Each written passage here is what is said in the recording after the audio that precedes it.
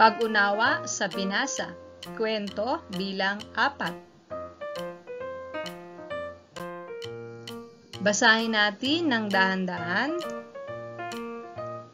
Maraming bahay ang nasunugan malapit kina Lorna.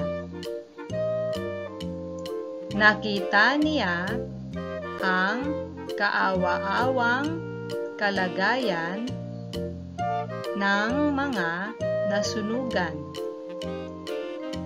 Barong-barong lamang ang kanilang tahanan. Natutulog sila ng walang kumot.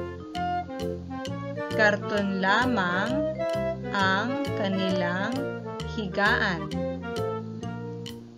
Umuwi si Lorna at pinili niya ang kanyang maliliit na damit. Gawin natin ito. Maaari mong isulat ang iyong sagot sa iyong papel. Titik lamang ang isulat. Unang tanong, ano ang nakita ni Lorna? A. Ang mga nasunugan. B. Ang mga namatayan. C. Ang mga handaan. Pangalawa, ano ang tinutulugan ng mga tao? A. Yero. B. Banig. C. Karton.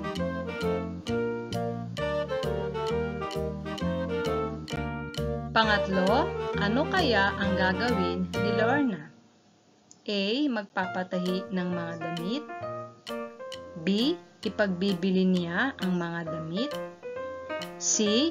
Ipamimigay niya ang mga damit.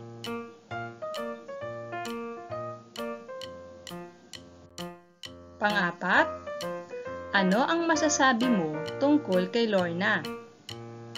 A. Maawain siya. B. Madamot siya.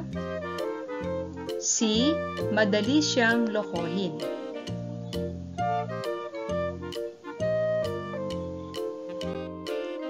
Panglima, kanino kaya ipamimigay ni Lorna ang mga damit? A. Sa kamag-anak. B. Sa nasunugan. C. Sa mahihirap.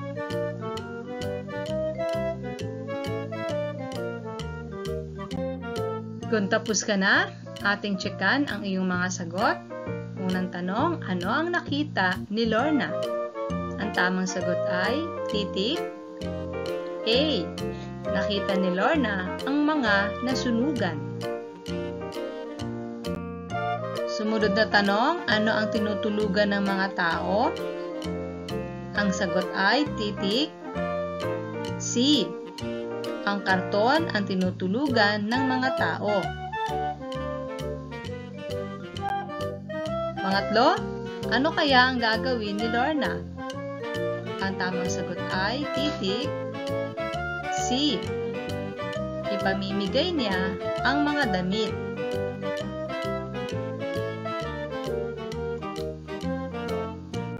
Pang-apat, ano ang masasabi mo tungkol kay Lorna?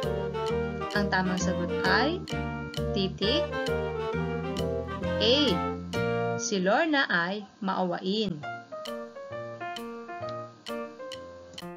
Panglima, kanino kaya ipamimigay ni Lorna ang mga damit? Ang tamang sagot ay titik. B. Ipamimigay ni Lorna ang mga damit sa nasunugan. Tama ba lahat ang iyong mga sagot? Ang galing mo!